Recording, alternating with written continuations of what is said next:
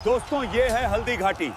यहाँ हुआ था अकबर और महाराणा प्रताप के बीच युद्ध। वीडियो को पूरा देखें और चैनल को सब्सक्राइब कर लीजिए। मेवाड़ का सिंह और स्वाभिमान की अग्नि इतिहास के पन्नों पर वक्त की धूल अक्सर कई साम्राज्यों और उनके राजाओं को लील जाती है। समय का पहिया उन लोगों को भुला देता है जिन्होंने महलों के सुख के लिए अपनी आत्मा का सौदा कर लिया। लेकिन अरावली की उन कठोर और पत्थरीली पहाड़ियों में आज भी हवाएं एक ऐसे योद्धा का नाम गाती हैं जिसने गुलामी शब्द को अपने जीवन से हमेशा के लिए मिटा दिया था। यह कहानी सिर्फ एक युद्ध की नहीं है, यह कहानी है इंसान की रूह की उस ऊंचाई की जहां दुनिया का सबसे बड़ा और ताकतवर सम्राट भी बौना नजर आने लगता है। 16वीं शताब्दी का वह दौर जब हिंदुस्तान के आसमान पर मुगलिया सल्तनत का परचम अपने पूरे गुरूर के साथ लहरा रहा था। तख्त ए दिल्ली पर बैठा था जलालुद्दीन मोहम्मद अकबर, एक ऐसा बादशाह जिसकी महत्वाकांक्षा की कोई सरहद नहीं थी। उसकी तलवार और उसकी कूटनीति ने उत्तर से लेकर दक्षिण तक एक एक करके तमाम रियासतों को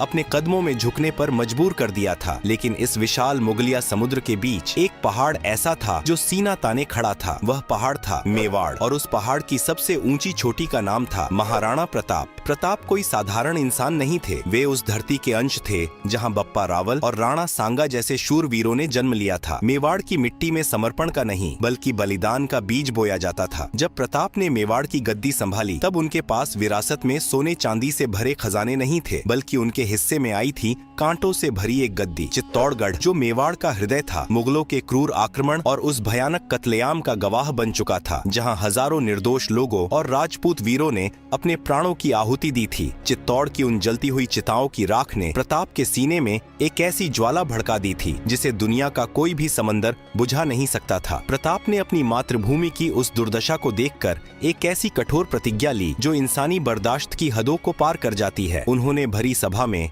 अपने इष्ट देव एकलिंग जी को साक्षी मानकर सौगंध खाई, जब तक मैं अपने मेवाड़ को, अपने चित्तौड़ को इन आक्रांताओं के चंगुल से मुक्त नहीं करा लेता, तब तक मैं राजमहलों की चौखट पर कदम नहीं रखूंगा। सोने चांदी के थाल मेरे लिए वर्जित होंगे, मैं पत्तलों पर भोजन करूंगा। मखमल के बिस्तर मेरे लिए नहीं बने हैं, मेरी शैया यह कठोर धरती और घास फूस होगी। यह सिर्फ एक राजा की प्रतिज्ञा नहीं थी, यह एक राष्ट्र की आत्मा की चीख थी। अकबर जो आगरा के किले में बैठकर हिंदुस्तान के नक्शे पर अपनी मुहर लगा रहा था, उसकी नजरों में मेवाड़ एक कांटे की तरह चुभ रहा था। उसे यह बात रास नहीं आ रही थी कि जब पूरा हिंदुस्तान उसके आगे सजदा कर रहा है तो मुट्ठी भर सैनिकों वाला यह राजपूत राजा उसकी सत्ता को चुनौती कैसे दे सकता है। अकबर यह भली भांति जानता था कि मेवाड़ सिर्फ एक जमीन का टुकड़ा नहीं है, वह हिंदुस्तान की स्वतंत्रता का प्रतीक बन चुका है। अगर प्रताप नहीं झुके तो कल को बगावत की ये चिंगारी पूरे मुल्क में फैल सकती है। प्रताप की इस खामोश तैयारी से अकबर की बेचैनी बढ़ती जा रही थी। मेवाड़ की हवाओं में बारूद की गंध घुलने लगी थी। दोनों ही पक्ष जानते थे कि एक महायुद्ध अब टाला नहीं जा सकता, लेकिन अकबर जो युद्ध से पहले कूटनीति के शतरंज खेलने में माहिर था, उसने एक आखिरी दांव खेलने का फैसला किया। उसने तय किया कि वह प्रताप को झुकाने के लिए तलवार से पहले बातचीत के मोहरे भेजेगा, और यहीं से शुरू हुई सम्मान और अहंकार की वह मनोवैज्ञानिक जंग जो हल्दी घाटी की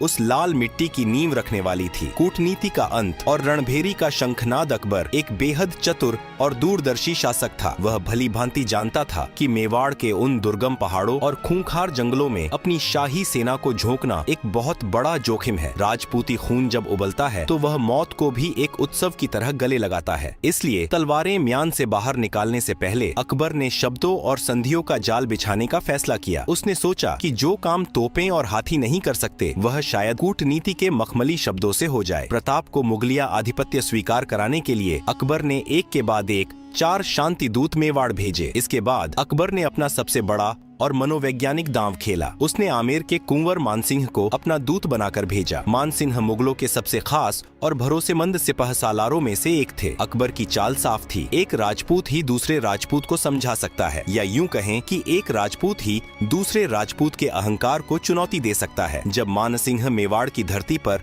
भारी शाही लश्कर के साथ पहुँचे तो उनका स्वागत उदय सागर झील के किनारे किया गया। राजपूती परंपरा के अनुसार मेहमान के लिए एक भव्य भोज का आयोजन किया गया। लेकिन जब भोजन का समय आया तो मानसिंह ने देखा कि महाराणा प्रताप वहां उपस्थित नहीं थे। उनकी जगह प्रताप के युवा पुत्र कुंवर अमर सिंह ने मानसिंह का स्वागत किया। मानसिंह के माथे पर सिलवटें पड़ गईं। उन्होंने भरे दरबार में पूछा, महाराणा प्रताप कहाँ हैं? क्या वे हमारे साथ भोजन नहीं करेंगे? अमर सिंह ने बहुत ही शालीनता लेकिन एक छिपे हुए व्यंग्य के साथ उत्तर दिया, महाराणा के पेट में कुछ पीड़ा है, इसलिए वे इस भोज में शामिल होने में असमर्थ हैं। मान सिंह कोई मूर्ख नहीं थे। वे तुरंत समझ गए कि पेट का दर्द तो सिर्फ एक बहाना है। असल में प्रताप उनके साथ एक पंगत में बैठकर भोजन करना अपने स्वाभिमान के खिलाफ मानते हैं। मान सिंह का चेहरा क्रोध से तमतमा उठा। उन्होंने अपनी थाली वहीं छोड़ दी और अपनी मूंछों पर ताव देते हुए खड़े हो गए। उनकी आवाज में मुगलिया सल्तनत का गुरूर झलक रहा था। मैं जानता हूँ कि महाराणा के पेट में कौन सा दर्द उठ रहा है। मैं इस दर्द का पक्का इलाज जानता हूँ। प्रताप से कह देना कि जिस राजपूत ने मुगलों की अधीनता स्वीकार कर ली हो, उससे घृणा करना उन्हें बहुत भारी पड़ेगा। तभी पर्दे के पीछे से एक कड़कती हुई और पहाड़ जैसी भारी आवाज गूंजी। वह आवाज स्वयं महाराणा प्रताप की थी। कुंवर मान सिंह, हम उस थाली में भोजन नहीं कर सकते जिस थाली को उन हाथों ने छुआ हो जिन्होंने अपनी कुल की मर्यादा और अपनी बेटियों का सौदा तुर्कों के साथ कर दिया हो। सम्मान कोई बिकाऊ वस्तु नहीं है जिसे मुगलिया खजाने के सिक्कों से खरीदा जा सके। यह शब्द नहीं थे, ये मान सिंह के सीने में उतरने वाले दहकते हुए तीर थे। यह एक ऐसा सीधा और तीखा अपमान था जिसने मान सिंह के भीतर बदले की आग भड़का दी। मान सिंह ने अपना आपा खो दिया और जाते जाते खुली धमकी दी, मैं तुम्हारे इस खोखले गुरूर को रणभूमि की धूल में मिला दूंगा। याद रखना प्रताप, मैं बहुत जल्द लौटूंगा। प्रताप ने भी उसी शांत लेकिन खौफनाक लहजे में पलटकर जवाब दिया, हमें आपका इंतजार रहेगा और हाँ, हो सके तो अपने फूफा को भी साथ ले आना। हम मेवाड़ की चौखट पर तुम्हारा स्वागत अपनी तीखी तलवारों से करेंगे। इन 4 कूटनीतिक विफलताओं ने और विशेष रूप से मानसिंह के हुए अपमान ने अकबर के सब्र का बांध तोड़ दिया। आगरा के किले में बैठे बादशाह का अहंकार आहत हो चुका था। अब सुलह के सभी दरवाजे हमेशा के लिए बंद हो चुके थे। यह मामला अब सिर्फ एक रियासत को जीतने का नहीं रहा था, यह मुगलिया सल्तनत की इज्जत का सवाल बन गया था। अकबर ने तय किया कि अब इस बगावत को हमेशा के लिए कुचल दिया जाएगा। अकबर ने युद्ध का ऐलान कर दिया और इस ऐतिहासिक महासंग्राम का मुख्य सेनापति किसी और को नहीं बल्कि उसी मानसिंह को बनाया जिसकी आंखों में प्रताप से बदला लेने की खून की प्यास तैर रही थी। यह अकबर की एक और सोची समझी चाल थी, राजपूत की तलवार से ही राजपूत का सिर काटना। मानसिंह के नेतृत्व में मुगलों की एक विशाल और अजेय मानी जाने वाली सेना ने अजमेर से मेवाड़ की ओर कूच किया। इस सेना में हजारों खूंखार घुड़सवार, पैदल सैनिक, तोपखाने और जंगी हाथी शामिल थे। इधर जब मेवाड़ में मुगलों के कूच की खबर पहुंची तो महाराणा प्रताप ने भी अपनी सैन्य परिषद बुलाई। उनके पास मुगलों की विशाल सेना के मुकाबले केवल कुछ हजार सैनिक ही थे, लेकिन उन सैनिकों की आंखों में खौफ नहीं, अपनी मातृभूमि पर मर मिटने का जुनून था। प्रताप जानते थे कि खुले मैदान में मुगलों की भारी तोपों और हाथियों का सामना करना आत्महत्या होगी, इसलिए उन्होंने अपनी सबसे बड़ी ताकत अरावली के पहाड़ों को ही अपना हथियार बनाने का फैसला किया। प्रताप ने युद्ध के लिए एक ऐसी जगह चुनी जो मुगलों के लिए एक मौत का जाल साबित होने वाली थी। वह जगह थी हल्दी घाटी। खमनोर और बलीचा गांव के बीच स्थित यह घाटी इतनी संकरी थी कि इसमें एक बार में सिर्फ कुछ ही सैनिक प्रवेश कर सकते थे। यहाँ मुगलों की तोपें और विशाल सेना पूरी तरह से बेकार होने वाली थी। प्रताप के भील धनुर्धर पहाड़ों की चोटियों पर छिपकर बैठ गए और उनकी छोटी लेकिन खूंखार राजपूत सेना घाटी के मुहाने पर मुगलों के खून की प्यासी होकर खड़ी हो गई। तपती हुई सुबह आसमान से आग बरस रही थी और हल्दी घाटी की वह पीली मिट्टी जल्द ही लाल होने वाली थी। यह मुट्ठी भर राजपूतों का एक आसान शिकार होगा, लेकिन वे अपने गुरूर में यह भूल गए थे कि वे एक साधारण जंगल में नहीं बल्कि मौत की मांद में घुस रहे हैं। जैसे ही मुगल सेना की अग्रिम पंक्ति घाटी के बीचों बीच पहुंची, पहाड़ों की चोटियों पर एक अजीब सी खामोशी छा गई और फिर हर हर महादेव के गगनभेदी जय घोष ने उस खामोशी के चीथड़े उड़ा दिए। अरावली के शिखरों से अचानक तीरों की वह खौफनाक बारिश शुरू हुई जिसने सूरज की रोशनी को भी ढक दिया। राणा पूंजा भील के अचूक तीरंदाजों ने मुगलों को सोचने तक का मौका नहीं दिया। भारी भरकम मुगलियां तोपें उन संकरे और ऊबड़ खाबड़ रास्तों में खिलौने की तरह बेकार पड़ी थीं। मुगलों के सीने तीरों से छलनी हो रहे थे और घाटी में मौत का खौफनाक तांडव शुरू हो गया। इसी बीच धूल के गुब्बार को चीरते हुए साक्षात महाकाल रणभूमि में उतरे। यह महाराणा प्रताप थे जो अपने अजेय अश्व चेतक पर सवार थे। भारी भाला, छाती पर भारी फौलादी कवच और हाथों में मौत का पैगाम लिए प्रताप जिधर से गुजरते मुगलों की लाशों के पहाड़ बिछ जाते। राजपूती तलवारें मुगलिया हथियारों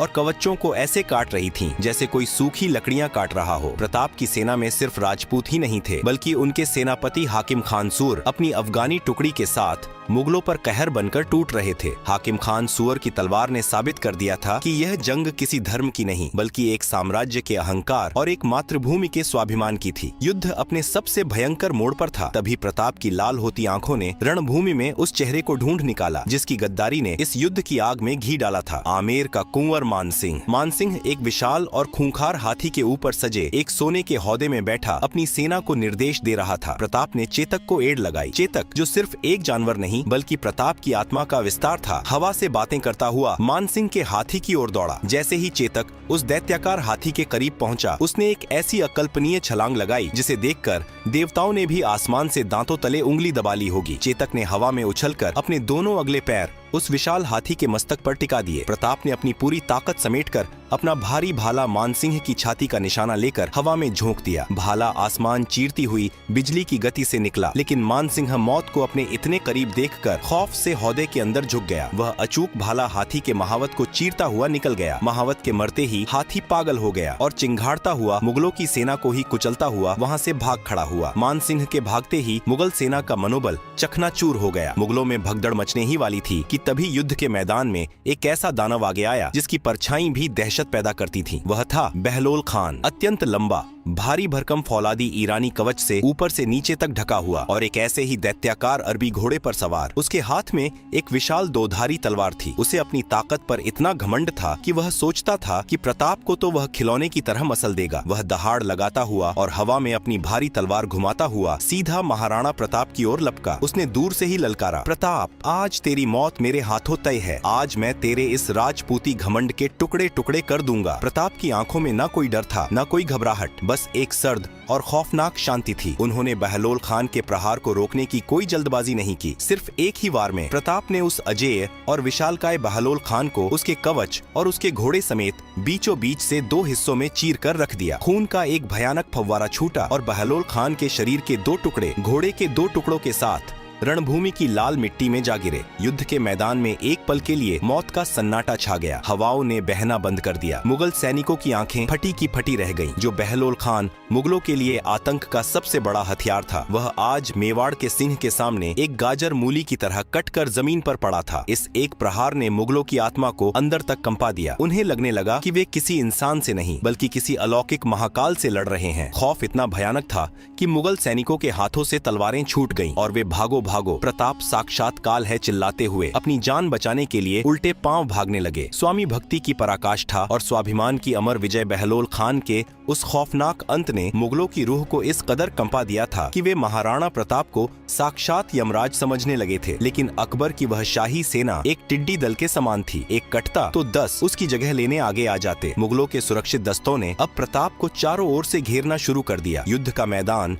अब एक ऐसे खूनी दलदल में तब्दील हो चुका था जहां हर कदम पर लाशें बिछी थीं और हवाओं में सिर्फ चीखें और तलवारों की झंकार गूंज रही थी। इसी भयंकर मारकाट के बीच एक और त्रासदी जन्म ले रही थी। मानसिंह के हाथी पर उस अकल्पनीय प्रहार के दौरान हाथी की सूंड में बंधी उस जहरीली और भारी तलवार से चेतक का एक पिछला पैर बुरी तरह कट चुका था। मेवाड़ के उस दिव्य अश्व की नसों से रक्त की धार फूट पड़ी थी। कोई भी साधारण घोड़ा इस असहनीय पीड़ा में उसी क्षण दम तोड़ देता, लेकिन चेतक की रगों में भी तो उसी मेवाड़ का पानी बह रहा था। 3 पैरों पर होने के बावजूद वह स्वामी भक्त अश्व अपने दर्द को पी गया और अपने राणा को बचाने के लिए हवा के वेग से दुश्मनों को चीरता रहा। प्रताप के शरीर पर भी अब तक अनगिनत घाव लग चुके थे। उनका फौलादी कवच खून से लाल हो चुका था। मेवाड़ के सूर्य को इस तरह मुगलों की विशाल भीड़ के बीच घिरता देख प्रताप के एक परम निष्ठावान सरदार झालामान का राजपूती खून खौल उठा। उन्होंने समझ लिया कि अगर आज राणा को कुछ हो गया तो मेवाड़ का स्वाभिमान हमेशा के लिए अनाथ हो जाएगा। अपनी जान की परवाह किए बिना झालामान दुश्मनों की भीड़ को चीरते हुए साक्षात काल की तरह राणा के पास पहुँचे। उन्होंने बिजली की फुर्ती से महाराणा प्रताप के सिर से वह राजसी छत्र और मेवाड़ का मुकुट उतार लिया और उसे स्वयं पहन लिया। महाराणा, इस मातृभूमि को आपकी आवश्यकता है। मेरे जैसे 1000 झाला इस मिट्टी पर कुर्बान हो सकते हैं, लेकिन मेवाड़ का यह सूर्य आज अस्त नहीं होना चाहिए। झालामान ने गरजते हुए कहा और राणा को रणभूमि से बाहर निकलने का आग्रह किया। राजसी छत्र देखते ही मुगलों की पूरी फौज ने झालामान को ही महाराणा प्रताप समझ लिया और भूखे भेड़ियों की तरह उन पर टूट पड़ी। झालामान हंसते हंसते तलवारें चलाते हुए मुगलों के बीच घुस गए और अपने प्राणों की आहुति देकर बलिदान की एक ऐसी मिसाल कायम की जिसे सदियां कभी भुला नहीं पाएंगी। उधर चेतक समझ चुका था कि उसके स्वामी की जान खतरे में है। वह 3 पैरों पर ही रणभूमि से बाहर की ओर दौड़ पड़ा। पीछे 2 मुगल सरदार जानलेवा गति से उनका पीछा कर रहे थे। अरावली की उन पत्थरीली और उबड़ खाबड़ पहाड़ियों को पार करता हुआ चेतक आगे बढ़ रहा था कि अचानक रास्ते में एक बहुत चौड़ा बरसाती नाला आ गया। नाले में पानी का तेज बहाव था। एक बिल्कुल स्वस्थ और ताकतवर घोड़े के लिए भी इतनी बड़ी छलांग लगाना लगभग असंभव था। मुगलों के घोड़ों ने नाले के पास आकर अपने कदम रोक दिए, लेकिन वह चेतक था। उसने पीछे मुड़कर नहीं देखा। उसने अपने स्वामी की जान बचाने के लिए अपनी बची हुई आखिरी सांस, अपनी नसों का आखिरी कतरा और अपनी आत्मा की पूरी शक्ति बटोरी और एक ऐसी अविश्वसनीय छलांग लगाई जिसने गुरुत्वाकर्षण के हर नियम को धता बता दिया। हवा में तैरता हुआ वह दिव्य अश्व उस चौड़े नाले के पार जा गिरा। मुगलों की फटी आंखें बस उस चमत्कार को देखती रह गई। नाला पार करते ही चेतक निढाल होकर जमीन पर गिर पड़ा। उसकी सांसें उखड़ने लगी थीं। महाराणा प्रताप ने तुरंत नीचे उतरकर अपने उस मूक लेकिन सबसे सच्चे साथी का सिर अपनी गोद में रख लिया। मेवाड़ का वह फौलादी शेर जो दुनिया की किसी भी ताकत के आगे नहीं रोया, आज एक बच्चे की तरह फूट फूट कर रो रहा था। चेतक ने अपनी दर्द भरी आंखों से अपने स्वामी को आखिरी बार देखा, मानो कह रहा हो कि मैंने अपना फर्ज निभा दिया। राणा और प्रताप की बाहों में ही अपने प्राण त्याग दिए। चेतक सिर्फ एक जानवर नहीं था, वह मेवाड़ के इतिहास का वह स्वर्णिम पन्ना बन गया जिसकी पूजा आज भी हल्दी घाटी की मिट्टी में की जाती है।